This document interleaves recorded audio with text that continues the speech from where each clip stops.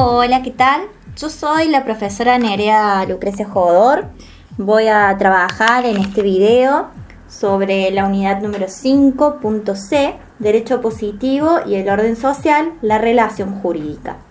A modo de repaso de lo que anteriormente han visto, nosotros conocemos y sabemos que la experiencia de lo jurídico se obtiene de un conjunto de elementos esenciales que hacen a esta experiencia de lo jurídico, que son justamente el orden social, la justicia, el deber jurídico, la seguridad jurídica y el bien común, como conceptos que probablemente si han leído el libro de Martínez Paz con anterioridad podrían ustedes ya identificar. Esta experiencia de lo jurídico, entonces, nos va a llevar de alguna manera a querer definir al derecho, tanto en sus aspectos dinámicos, es decir, cómo éste se va modificando con el correr del tiempo, cómo se van creando las leyes, cómo se van modificando los criterios jurisprudenciales, como en sus aspectos estáticos, aquellos principios inmutables, aquellos principios que no cambian fácilmente dentro de lo que es el ámbito del derecho. Así el derecho ha sido visto tanto como hecho, tanto como relación, como facultad, como norma, como valor, como objeto. Puede ser definido desde las diferentes aristas y las distintas disciplinas que ustedes han venido repasando a lo largo de las primeras páginas de Martínez Paz, lo han definido desde todas estas perspectivas. Lo cierto es que entonces debemos preguntarnos cuáles son los elementos constitutivos del derecho como derecho positivo, ¿sí? Es decir, esta pregunta de qué es el derecho o qué es el derecho positivo. Martínez Paz entonces va a definir a este derecho positivo como aquel conjunto de normas y leyes que estén vigentes dentro de una comunidad, adecuadas a las circunstancias históricas de la misma, que regulan la vida institucional y social y a su vez garantizan de alguna manera la posibilidad de ejercicio tanto de las competencias como de las facultades para hacer, para tener, para exigir a otro el cumplimiento de algo, para hacer algo que no sea contrario al ordenamiento jurídico y para ser propietario de algo o tener una facultad de exigirle a otro algo, ¿sí? Cuya finalidad, ¿cuál es la finalidad de este conjunto de normas y de leyes vigentes en una comunidad? Esta finalidad no es ni más ni menos que garantizar la posibilidad a cada uno de los individuos de obtener de alguna manera o de realizarse a sí mismo, es decir, conseguir los fines existenciales a los cuales tiende todo ser humano por naturaleza y asimismo lograr el bien común. Dicho esto, entonces, existe una relación necesaria entre el derecho y la sociedad, entendiendo que todo ser humano convive en un grupo de individuos y este grupo de individuos a su vez forma parte de una sociedad. Lo social está por encima de los individuos. ¿Esto qué significa? Significa que es diferente de los individuos, pero también los condiciona.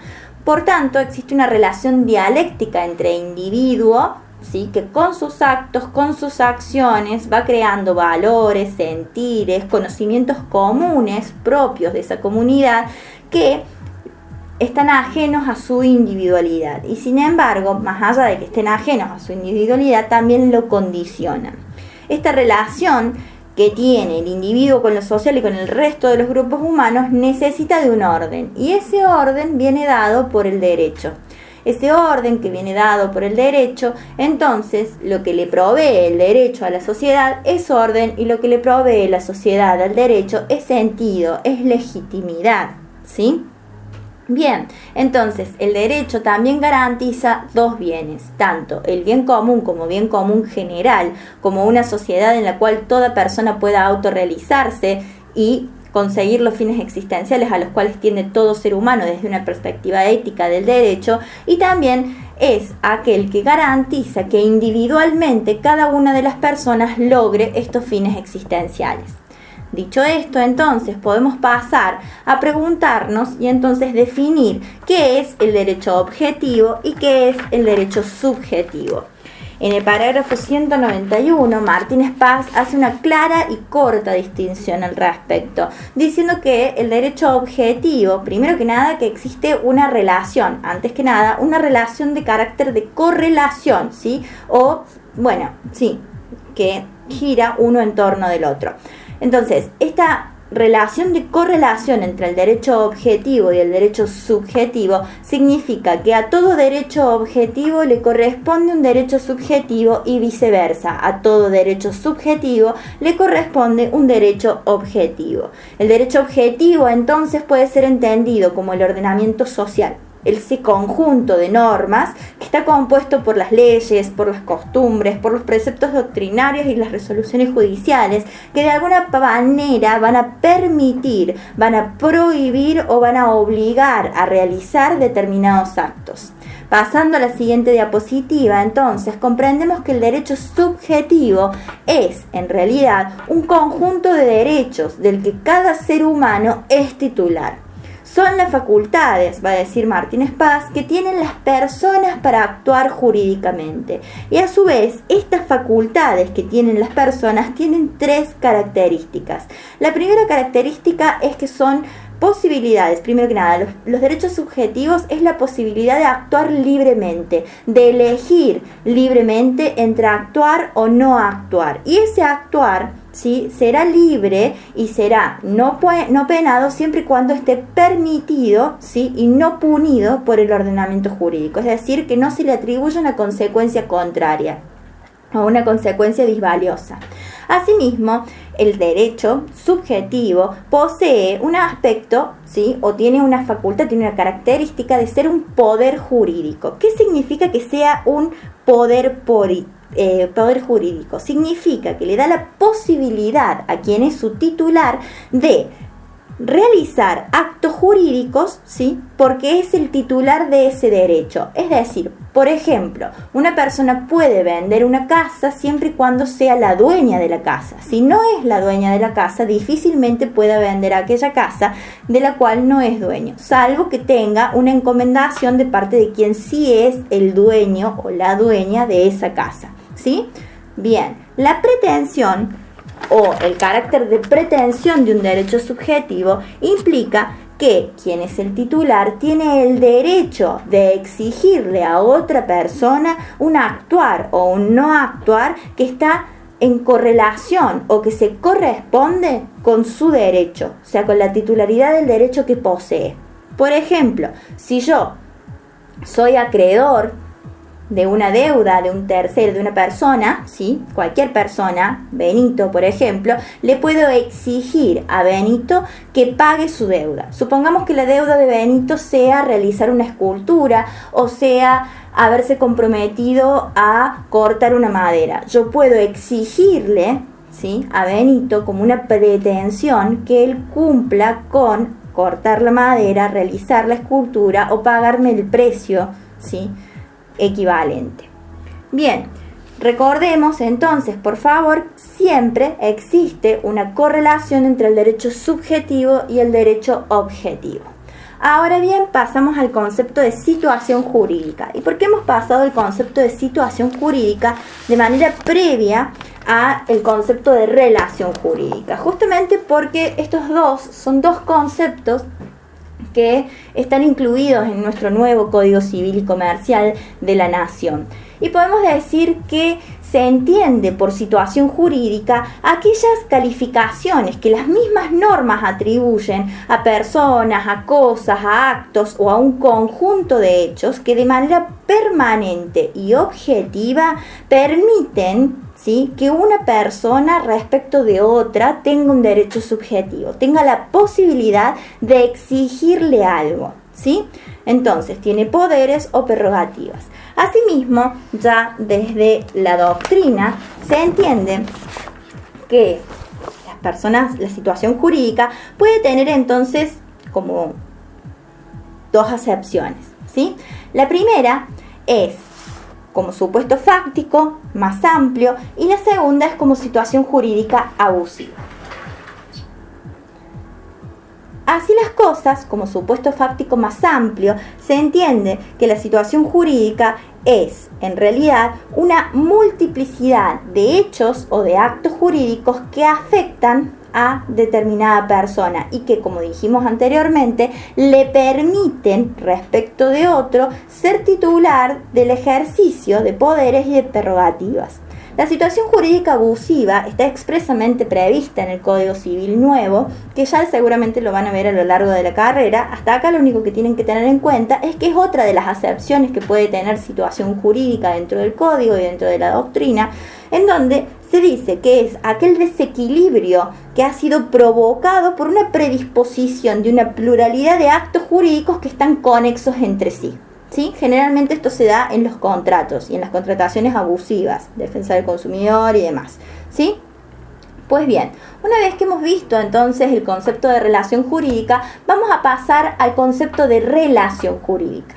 La relación jurídica es aquella que va a vincular a dos o más personas que tiene su origen en determinados hechos jurídicos, que depende de una norma jurídica que la regula, es decir, que el derecho le importa esa relación y que su vínculo refiere a una materia determinada de la cual es objeto la relación jurídica. Cuando habla Martínez Paz de que el vínculo refiere a una materia determinada, refiere a una materia del derecho, es decir, un vínculo dentro del derecho público, un vínculo dentro del derecho privado y dentro del derecho privado un vínculo que tenga que ver con sociedades comerciales, un vínculo que tenga que ver con obligaciones, un vínculo que tenga que ver con el contrato de compraventa y así sucesivamente, o un vínculo que tenga que ver con la relación parental y que tiene que ver con el derecho de familia.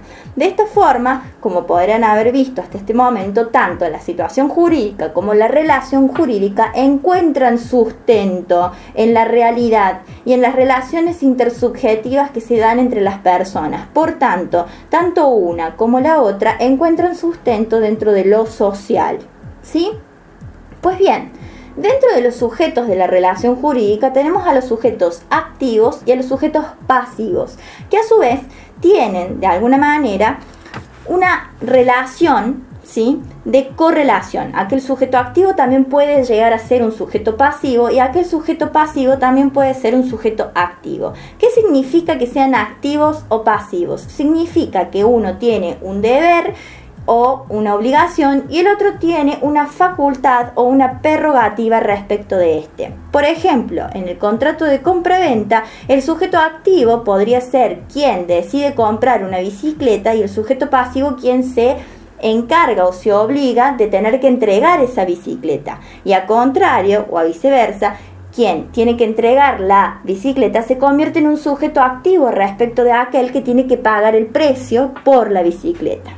Generalmente, los sujetos de una relación jurídica son personas y las personas en el nuevo Código Civil se subclasifican en dos: las personas humanas y las personas jurídicas. Las personas humanas están definidas en el artículo 19 del Código, que dice así: el comienzo de la existencia de la persona humana es cuando ocurre la concepción. Y bueno, de ahí en más sigue con el artículo 20, cuál es la duración del embarazo, artículo 21 y subsiguientes que hablan sobre la capacidad de las personas humanas.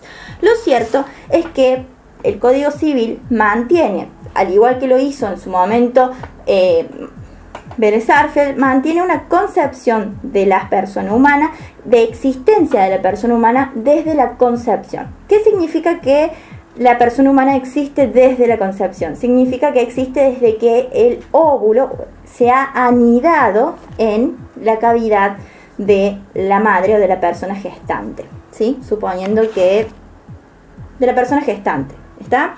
Bien, entonces, hasta ahí vamos a ver algo que tienen que tener en cuenta respecto de las personas jurídicas, personas humanas. El nuevo Código Civil clasifica a las personas en personas humanas y personas jurídicas, estableciendo que las personas humanas son aquellas de carne y hueso y cuya existencia comienza desde el momento mismo de la concepción. Y aquí, ¿qué se entiende entonces por concepción?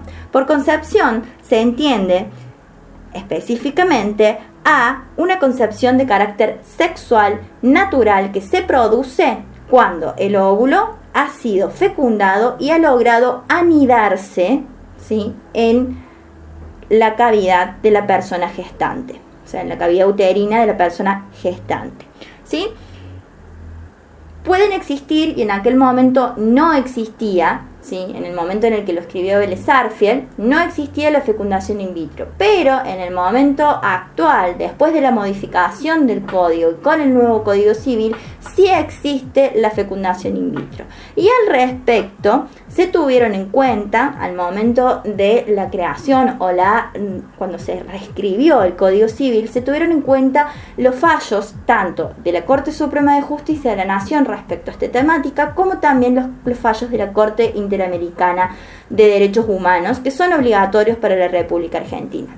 En este sentido, los legisladores y doctrinarios que formaron parte de la construcción de este nuevo cuerpo jurídico, que es el Código Civil, tuvieron en cuenta un fallo en particular, que es el fallo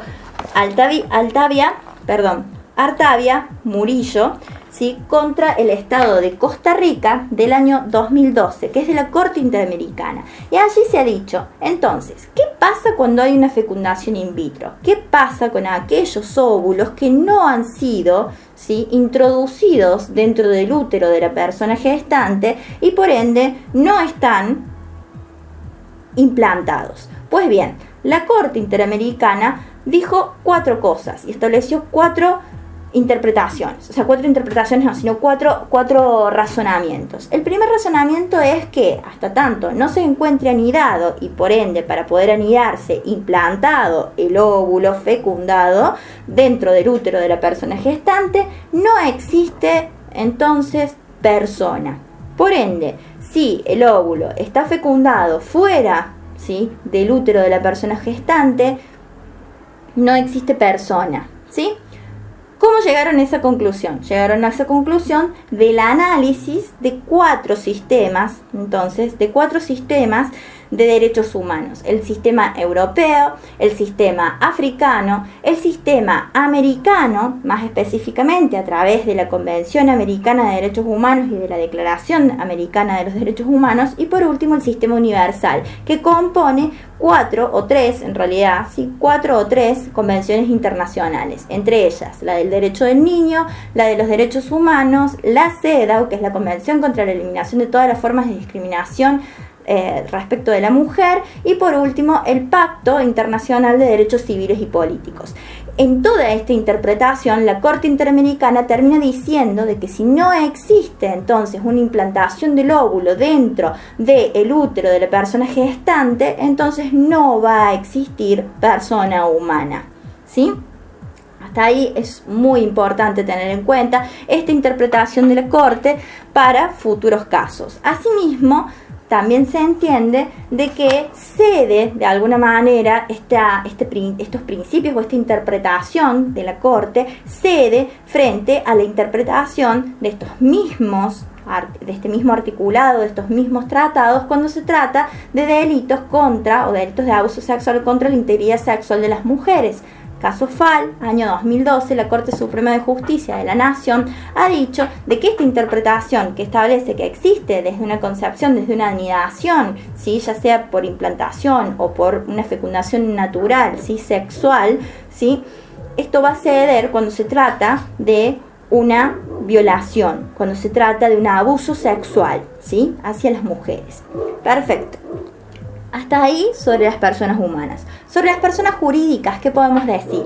Estas se encuentran definidas en el artículo 141 de nuestro nuevo Código Civil, o nuestro Código Civil en realidad, ¿sí? Y dice, son personas jurídicas todos los entes a los cuales el ordenamiento jurídico les confiere aptitud para adquirir derechos y contraer obligaciones para el cumplimiento de su objeto y los fines de su creación. Aquí entonces lo que tenemos que tener en cuenta es que el nuevo Código Civil ya no distingue entre entes y personas jurídicas, sino que directamente atribuye la calidad y la cualidad de ente a la persona jurídica y establece que ésta es posible que ejerza la capacidad para contraer obligaciones y para ser titular de derechos, ¿sí?, y sus correlativas obligaciones, toda vez que estos se coincidan con sus fines, ¿sí?, o con sus objetivos, y que quedan constituidas desde el momento de su creación, más allá o más acá de que necesiten una autorización para funcionar. Es decir, están constituidas a partir de que se crean, ¿sí?, de que existe una voluntad por parte de un grupo humano de individuos, conformado por individuos, de crear una persona, un ente diferente de ellos. Entonces, hasta acá el artículo 141 define qué es una persona jurídica,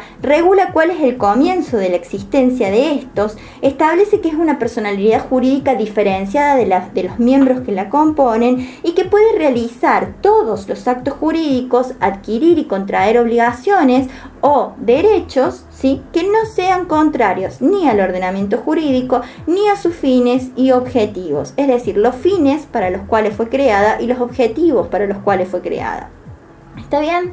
La persona jurídica o el nuevo concepto de persona jurídica, entonces, lo que hace, según Yamías, es generar o aglutinar en esta definición tres aspectos. El aspecto de la conducta humana, de querer crear una entidad diferente de los miembros que la componen, los valores, a la finalidad a la cual va a atender, ¿sí?, esta persona jurídica, y una norma que reconoce la posibilidad de existencia de este ente, una norma jurídica positiva, que es este artículo, el 141. ¿Está? Perfecto. Hasta aquí hemos visto entonces las personas jurídicas y las personas humanas. Ahora corresponde hablar de la capacidad, ¿sí? Se entiende que existe capacidad de hecho y capacidad de derecho. La capacidad de hecho está definida, si no mal recuerdo, en el artículo 30 y algo del nuevo código. Deme un minuto. Capacidad 23, perdón, no 31. La capacidad de ejercicio es la capacidad que tienen las personas de existencia física, o las personas humanas, que se les llama hoy personas humanas, ¿sí?, de ejercer los derechos por sí mismos. Es decir, yo puedo vender mi casa por mí misma porque no estoy enferma, no estoy falta de razón, puedo caminar, puedo escribir, puedo mover mi mano, puedo hablar y emitir mi voluntad por mí misma. En el hipotético caso de que eso no ocurriera, ¿sí?, tendría que tener un representante, ¿sí? Quienes no son capaces entonces de ejercer por sí mismos los derechos, o sea, ¿quiénes son aquellos que el código reconoce como incapaces? Bien, nuestro código en el artículo 24 reconoce como personas incapaces del ejercicio cuando no tenemos la capacidad de hecho. Cuando el código establece que las personas no tienen una capacidad, que no pueden ejercer por sí mismas la posibilidad, cuando no tienen la posibilidad de ejercer los derechos por sí mismos. Son los casos de incapacidad. El artículo 24 de nuestro código establece que son incapaces de ejercicio aquellas personas por nacer, por una cuestión evidente, aún están en el vientre de la persona gestante, por ende no pueden ejercer por sí mismos los derechos. B, las personas que no cuentan con la edad y grado de madurez suficiente o con el alcance dispuesto en la sección segunda, es decir, cuando aquellas personas que tienen faltas de razón o cuando sean niños o niñas, ¿sí?, adolescentes que aún no pueden ejercer por sí mismos los derechos y necesitan de un representante legal, que en este caso pueden ser los padres, ya sean madre o padre, ¿sí? Y por último, las personas que sean declaradas incapaces por sentencia judicial y según el alcance de esta sentencia. Todo esto ustedes lo van a ver en profundidad, ¿sí?, cuando hagan privado 1.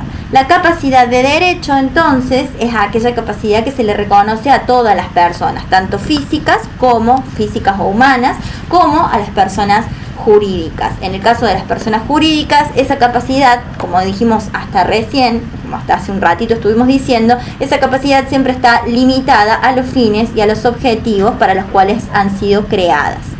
Dicho esto, entonces, podemos pasar a la siguiente diapositiva, en donde vamos a trabajar los conceptos de hecho y actos jurídicos. Estos dos conceptos ¿sí? Están contenidos en nuestro código también, en el artículo más precisamente 257 en adelante. Y dice así el código: el hecho jurídico es el acontecimiento que conforme al ordenamiento jurídico produce el nacimiento, la modificación o la extinción de relaciones o situaciones jurídicas. Entonces, los hechos pueden ser naturales o pueden ser humanos. Cuando los hechos son humanos, se entiende entonces que son actos jurídicos. Los hechos naturales pueden ser, por ejemplo, la lluvia, puede ser cuando se desgrana la tierra, cuando, por ejemplo, ocurre la muerte de una persona o, por ejemplo, ocurre el nacimiento de una persona. Todos estos hechos que son de carácter natural pueden dar lugar al nacimiento de una relación jurídica, como por ejemplo el hecho de que un niño o una niña nazca vivo, se salga del útero de la persona gestante viva, significa que existe una relación jurídica para quien va a ser su padre o su madre, ¿sí? Y por ende existe una relación de parentalidad para con esa persona que acaba de nacer.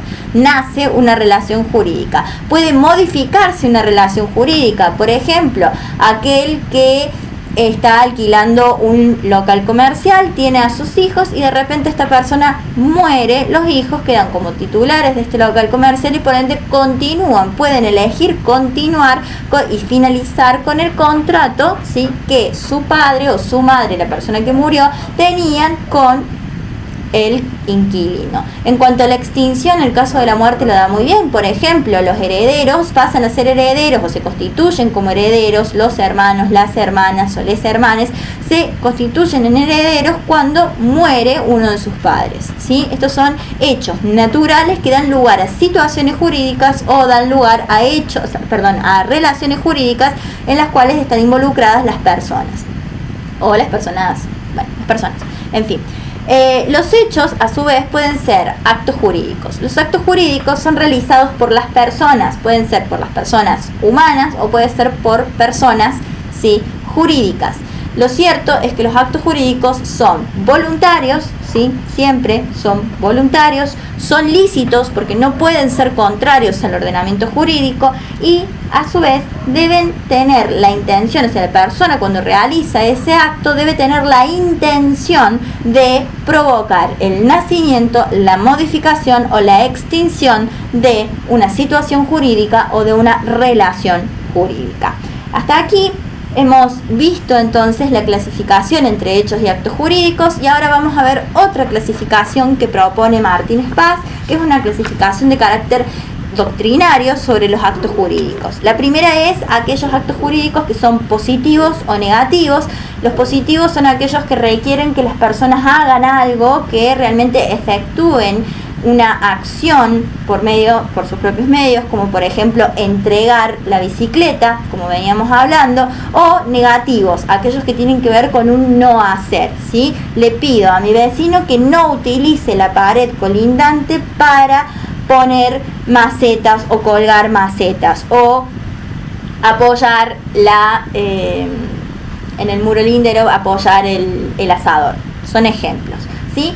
Y aquellos que pueden ser unilaterales o bilaterales. Los actos jurídicos unilaterales son aquellos que quedan constituidos, es decir, que producen efectos jurídicos, producen el nacimiento, la modificación o la extinción de derechos, obligaciones, facultades, pretensiones, ¿sí?, con la sola voluntad de una de las partes, o bilaterales, que son aquellos en los cuales debe existir declaración de la voluntad de ambas partes para que quede constituido ese acto jurídico y por ende produzca efectos. ¿Cuáles son los efectos que producen los hechos y los actos jurídicos? Para cerrar entonces, son justamente el nacimiento, la modificación o la extinción de relaciones jurídicas o situaciones jurídicas que nos permiten de manera correlativa, en una relación de correlación, ejercer un derecho subjetivo que implica deberes y facultades, y correlativas facultades, ¿sí?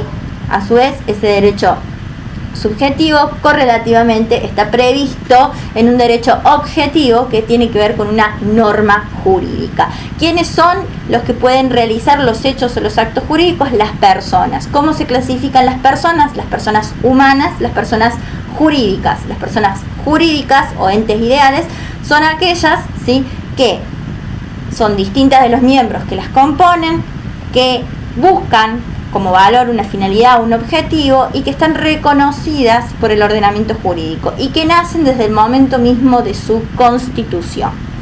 Dicho esto, hemos terminado con esta mini clase sobre el derecho positivo, el orden social, la relación y la situación jurídica, y nos vemos en el próximo video. Muchas gracias. Chao.